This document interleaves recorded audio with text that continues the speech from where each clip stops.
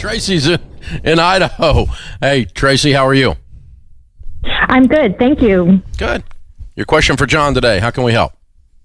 So I'm a huge fan, longtime listener. Here's a little background. My husband and I started our debt-free journey in 2018. We're 100% debt-free except for the mortgage. We have 3 to 6 months. We have our life insurance in place and our will.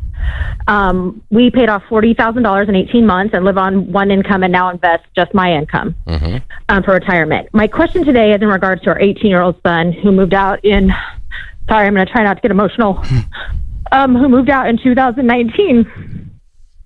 He didn't want to live with us. He didn't want to live with our rules, our guidelines, morals, values, structure. He's been living with a family for the past year that's pretty much let him run amok, skip school, just kind of be his own thing. He's 18, even though he's a senior in high school. So us as parents, how do we move forward with this? He won't communicate with us, return phone calls, text messages. We're getting a lot of outside influence right now from just people that know us, family, and we're just questioning, where do we go from here? We have a small college fund for him. We're not even sure he's going to graduate. And we have our will in place, and we've written it kind of with some guidelines if he wants to come back into the family and be a part of our family. There's some dates and ages where he would inherit different amounts. You know, we're just confused as parents. Where do we go from here? That's so painful. Yeah, that hurts. So Tracy, when did he step away? June. So he moved out. He ran away basically in May, Mother's Day weekend, and we called the cops and we brought him home forcefully. And then in June 5th, 2019, he left and never came home. He did break into our home twice to get him. He's never had a face-to-face conversation with us since June regarding any of this. I'm in counseling. My husband's been in counseling. We're trying to work on our side. Sure. But we just don't know how to move forward. So I think there's a couple of things. Long-term. Yeah, I think there's a couple of things you can do right now, and then I'd love to hear Dave's wisdom on the long-term financial planning. I think you're going to have to. Do you have other kids in the home too? We don't. He was the youngest of 4. We have kids from 13. He'll be 19 in July. Okay. We have kids from 32 to 19 and 2 grandkids. Does he have a relationship with any of his other brothers and sisters? Nope. He's cut them all off. Okay. Any addiction in his life? We suspect. Okay. We've never had that conversation with him. Okay. So it's going to be... He was a straight A student. I mean, his junior or freshman, sophomore year, straight A student. His fall semester, straight A student. His grades started tanking spring of his junior year, and he's barely passing his senior year. I'll tell you what, you hold on through the break here. When we come back, we need to take a little bit of time with this and not try to answer it in 15 seconds for you. We're talking with Tracy. Dr. John Deloney joins me this hour, Ramsey Personality. And their 18-year-old moved out and is living with another family and has shut off communication with them. Pretty extreme situation. And that's about how far we got in the discussion. You bet. So, Tracy, first, and I just want to commend that you love your kid, and that you love your husband, and that y'all are taking the steps to heal yourselves and to try to wrap your head around what's going on here. So here's a couple of thoughts here. Number one, it's going to be very important for you and your husband to grieve the loss of the picture you had painted for this young man. And that's a hard. The only thing harder than that is actually losing your son. And when you grieve this loss, a foundation of this grief is that you and your husband are going to have to do it together.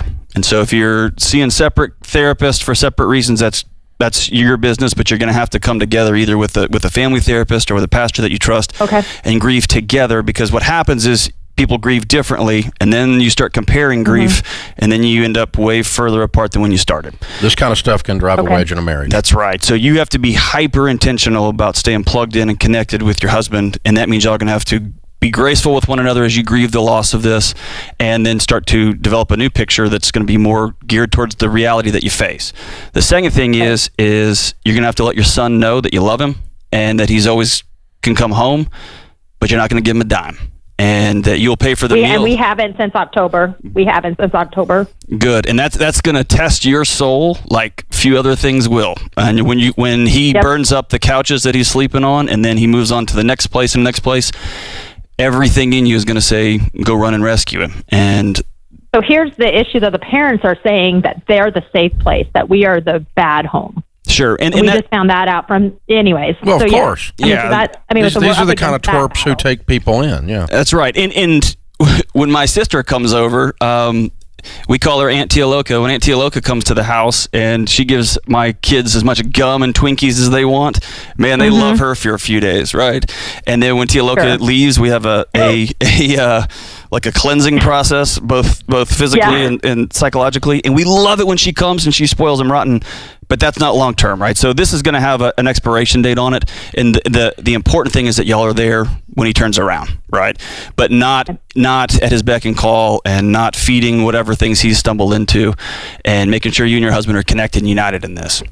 Yeah, that's a big deal that you guys stay connected. And then, and here's the thing: there's all these geniuses out there that will tell you things like what John just told you is tough love. No, what John just told you is love. It's not love. Sometimes has a lot of strength to it.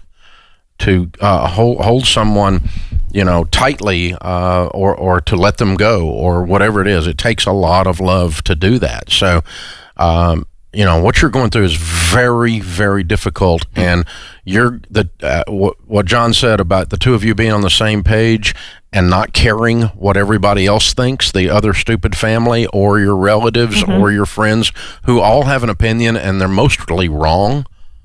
You just can't, you're not really gathering input from the community at this point.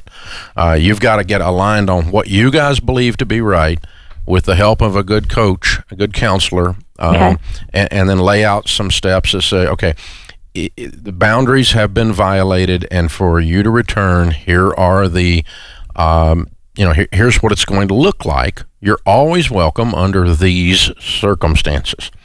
And, if you break in my house again, I'm going to put you in jail. Okay? You're not going to do that. And if you're going to come around here, you're going to be respectful. You're going to abide by our values. And, like I told one of my teenagers one time, you might be willing to talk to your mother that way, but no one talks to my wife that way. And so, it's that kind of a thing where you're just saying, this is who we are. And if you want to come around here, this is who we are. And that's not going to change.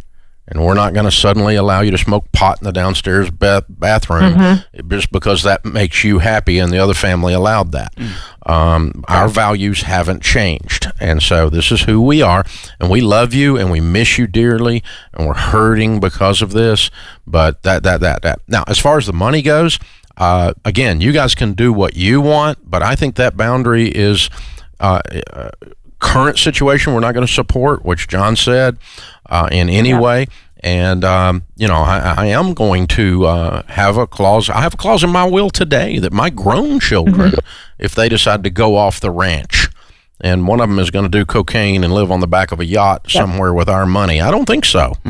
And we don't have a lot of money, but we're just like, we're the same. We have the same beliefs. We can't contribute to his lifestyle. Exactly. That's exactly what it is. I don't want to fund his insanity with my dad while I'm alive or when I'm dead. Yeah. Because I love him too much to come alongside and support his bad decisions. And leaving him in the will does that. So taking him out of the will is not punitive. It again is actually an act of love, because if they're doing cocaine and you leave them $200,000, that means they're going to die. They're probably going to die anyway for doing cocaine, but they're for sure going to die if you leave them the money to overdose. And so why would I leave a cocaine addict $200,000 if I love them? And that's how we. I wouldn't do it. What we felt. I mean, he's got some guidelines. I mean, if he wants to come back around when he's 25, if we were to die today. Yeah. I mean, our younger daughter's executor. She knows what it says. Yeah. And she's in control. But if he doesn't want to even engage with his siblings or his nieces and nephews, then by the time he's 40, if he still hasn't come around, we basically left it to his kids. No, that's fine. And I don't know. And people are like, well, love is love. If you love him, it should be equally divided. No, that's not true. I can't do that right now. No. That's an inaccurate statement. That's a toxic BS statement. That is not love. That is wimping. Okay. That's supporting. That's if I don't really care about someone, I will support their misbehavior.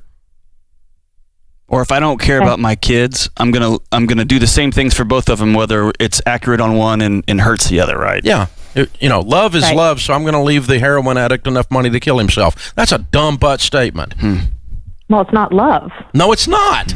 So whoever says that is now prohibited from giving me any further advice.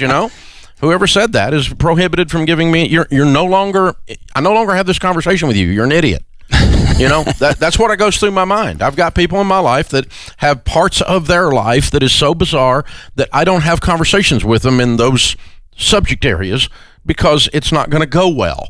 So there's not a good reason to have that conversation. I'm just not going to talk to you about this because you're stupid, and I don't say that, but that's basically a boundary I put up with people in my life. I've got a friend that's spiritually gone bananas, just nuttier than a fruitcake, and so I'm not going to engage in that.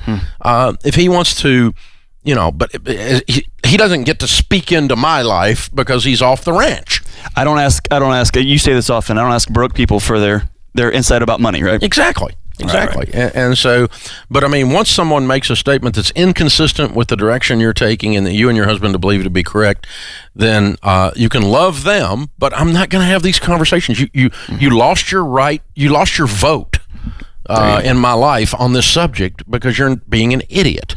And so that's this idea that you're going to make all those kinds of people happy, you're not.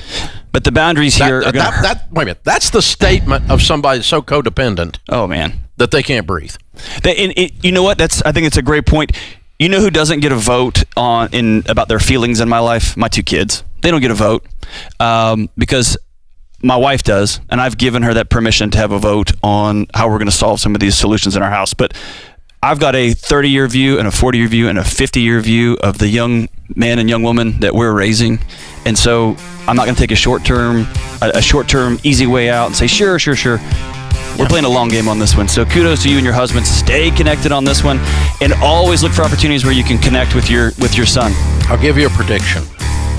By the time he's 25, this will be over. Oh, he's back. He's back. Yeah, he'll hit. Prodigal son will hit the bottom, find himself in the pigsty.